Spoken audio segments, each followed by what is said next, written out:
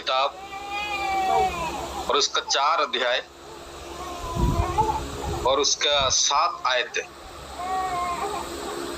उत्पत्ति की किताब 4 अध्याय का 7 आयत में इस प्रकार लिखा हुआ है, यदि तू भला करे तो क्या तेरी भेंट ग्रहण ना की जाएगी, और यदि तू भला ना करे तो पाप द्वार पर छिपा रहता है और उसकी लालसा तेरी ओर होगी और तुझे उस पर प्रभुता करनी है। ये कहानी है, 2 भाइयों की कहानी है, कैन और हाबिल की है। 2 सगे भाई है और इन्होंने प्रभु के सन्मुख आए आराधना करने के लिए, प्रार्थना करने के लिए, और अपनी भेंट जो कुछ उन्होंने कमाया, जो कुछ उनको मिला, वो प्रभु को देने के लिए, प्रभु को चढ़ाने के लिए आए। ये घटना आज के समय में हम देखें तो प्रभु की आराधना से जुड़ा हुआ है। जो हम भी प्रभु के सन्मुख जाते हैं तो हम खाली हाथ तो नहीं जाते हैं, जरूर हम कुछ ना कुछ लेके जाते हैं।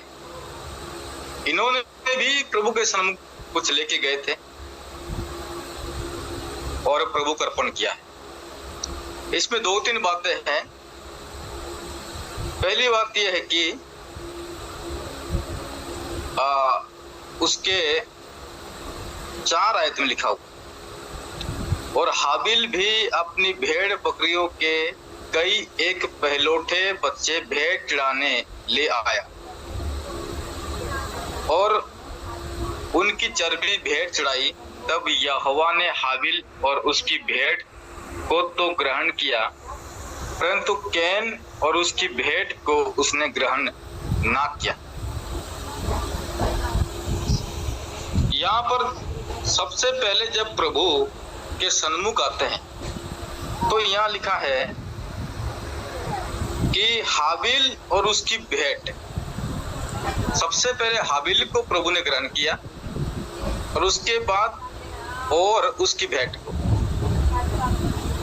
पहले परमेश्वर हमें ग्रहण करता है, उसके बाद हमारी जो भेंट है उसे प्रभु ग्रहण करता है। नीचे परंतु कैन और उसकी भेंट को उसने ग्रहण ना किया। कैन को भी ग्रहण ना किया और उसकी भेंट को भी ग्रहण ना किया। उसके बाद आगे प्रभु कहता है, परमेश्वर ने कहा, जब भेंट ग्रहण ना किया कैन का तो उसको उदासी छा गया, उसको क्रोधित हो गया वो। उसके बाद 7 आयत में, 6 और 7 आयत में, तब यहोवा ने कैन से कहा, तू क्यों क्रोधित हुआ और तेरे मुंह पर उदासी क्यों छा गई? यदि तू भला करे तो क्या तेरी भेंट ग्रहण ना की जाएगी, और यदि तू भला ना करे तो पाप द्वार पर छिपा रहता है। दूसरी एक बात जो प्रभु ने मेरे से बातचीत किया है वो ये है कि यदि भला नहीं करेंगे तो पाप जो है वो द्वार पर छिपा रहता है। यहाँ पर लिखा है तो पाप द्वार पर छिपा रहता है।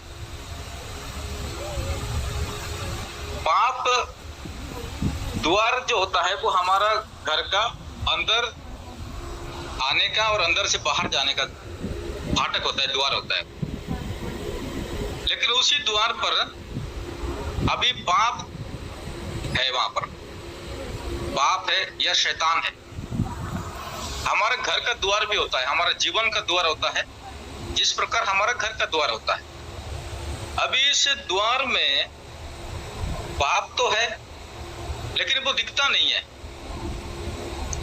देखिए, क्योंकि हमेशा शैतान दिखने का चीज नहीं, दिखता नहीं है, वो छुपता है। वो शैतान और पाप वो छुप के रहने के काम करते हैं, उनका काम छुप के काम करना। तो यहाँ पर द्वार पर छुपा हुआ है वो। और द्वार पर रह के छुप के वो काम कर रहा है, ना वो बाहर से कोई अच्छा चीज को अंदर आने दे रहा है और ना अंदर कुछ गलत चीज है उसको बाहर निकालने दे रहा है। वो बीच में द्वार को एक तरफ से देखे तो दरवाजा उसने बंद किया हुआ है। हमारे जीवन के जो दरवाजा है उसको बंद करके वो अच्छा चीज को अंदर आने नहीं दे रहा है और कैन के अंदर से जो गलत बातें हैं उसको बाहर जाने नहीं दे रहा और वहां पर वो छुपा हुआ है, छुप के बैठा हुआ है। और यदि हम नया नियम में पढ़ेंगे तो प्रभु यीशु ने कहा कि द्वार मैं हूं, लेकिन प्रभु यीशु ने नहीं कहा कि द्वार पर मैं छुपा हुआ रहता। प्रभु यीशु मसीह द्वार है तो द्वार पर है, वो खड़े है।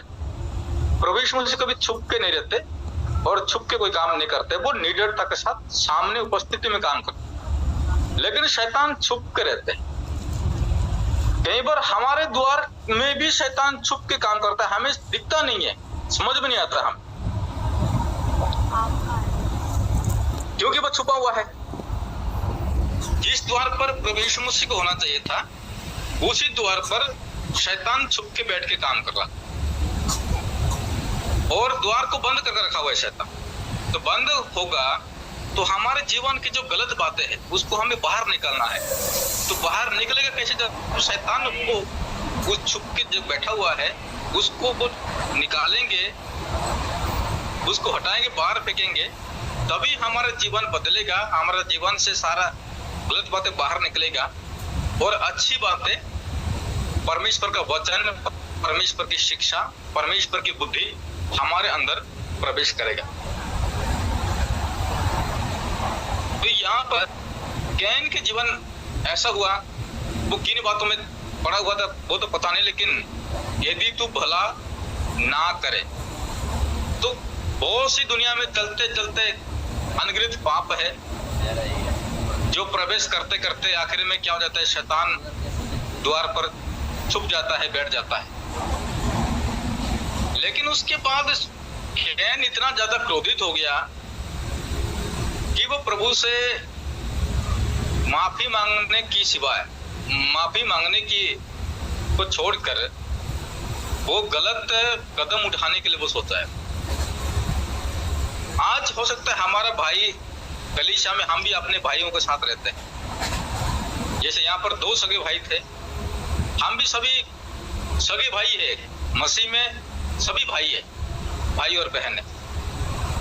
यदि कलीसिया में एक हमारा भाई को प्रभु आगे बढ़ाता है तो हमें वहां पर क्रोधित नहीं होना चाहिए, बल्कि हमारे जीवन को बदलने के लिए हमें सोचना चाहिए। मेरा भाई आगे बढ़ गया या मेरा भाई की भेंट को प्रभु ने ग्रहण किया तो प्रभु का धन्यवाद करना चाहिए। प्रभु मेरे भाई की भेंट को, मेरे भाई को आपने ग्रहण किया। तो एक भी अपने मसीह भाइयों को हमारे जीवन के द्वारा ठोकर नहीं लगना चाहिए, बल्कि एक दूसरे को हमें आगे बढ़ाना चाहिए। हमारा हर एक भाई मसीह में आगे बढ़े, उनकी सभी बातों को प्रभु आगे बढ़ाए, उनको ग्रहण करे। लेकिन परंतु यहाँ पर जो कैन है वो हाबिल से कुछ कहता है, वो क्या कहा पता नहीं है। 8 आयत तब कैन ने अपने भाई हाबिल से कुछ कहा। ये क्या कहा वो लिखा तो नहीं है, लेकिन कुछ कहा लिखा हुआ है। क्या पता उसको ये कहा चलो मैदान में चलते हैं, खेलने के लिए चलते हैं या कुछ काम के लिए चलते हैं, कुछ भी तो कहा होगा। लेकिन जब दोनों मैदान में थे तो अपने भाई को मार देता है। इतना ज्यादा उसके अंदर क्रोध था, गुस्सा उसके अंदर भर गया था कि अपनी भाई की एक बात को वो सहन नहीं कर पाया, उसको माफ नहीं कर पाया, परंतु उसको मार देता है। यही बात है प्रभु यीशु मसीह ने आगे जाके हमें सिखाया है। यहाँ पर तो अपने भाई कोई गलत तो नहीं किया है, अपना भाई अच्छा किया है तो क्रोधित हुआ है। लेकिन प्रभु यीशु ने कह दी हमारा भाई गलत करे तो उसको क्या करे, हमारे विरुद्ध गलत भी करे तो भी हमें क्षमा करना चाहिए। यहाँ पर कैन ने तो कुछ गलत किया होगा, लेकिन हाबिल ने तो कुछ नहीं किया था। यदि हमारा भाई हमारे विरुद्ध कुछ गलत भी करे तो हमें उसकी पाप को क्षमा करना चाहिए, उसके पाप को हमें ढांप देना चाहिए, और हमारा भाई को हमें आगे बढ़ाना चाहिए। प्रभु उसकी भेंट को ग्रहण करे और वो आगे बढ़े। ये भाइयों का जो भाईचारा प्रेम है, नया नियम में प्रभु यीशु मसीह ने सिखाया है, पुराने नियम में प्रभु परमेश्वर ने सिखाया है। पूरा बाइबल में क्या है कि भाईचारा में और प्रेम में बने रहने की बातें है कि भाई भाई आपस में बने रहेंगे, तभी इसी से ही पहचानेंगे कि तुम मेरे चेले हो, प्रभु यीशु ने कहा। यदि हम आपस में भाई भाई मिलेंगे नहीं, अपने भाई को प्रेम नहीं करेंगे, तो हम परमेश्वर को कभी प्रेम नहीं कर पाएंगे। आज हमारा भाई हमारा भाई है, उनको हम कितना प्रेम करते हैं, यही हमारा विश्वास को दिखाता है, और इसी से हमारा पहचान है कि हम प्रभु यीशु मसीह के चेले हैं। तो यहाँ पर इसलिए नया नियम में इब्रानियों के पत्र में लिखा है कि हाबिल मरने पर भी वो बातें करता है। हाबिल ने कुछ करा नहीं, एक भेंट हो सकता है उसकी मन में इस प्रकार के कोई पाप नहीं किया हो, और वो प्रभु के सन्मुख गया और वो भेंट चढ़ाया और प्रभु ने उसकी भेंट को ग्रहण किया। एक निर्दोष व्यक्ति मर गया।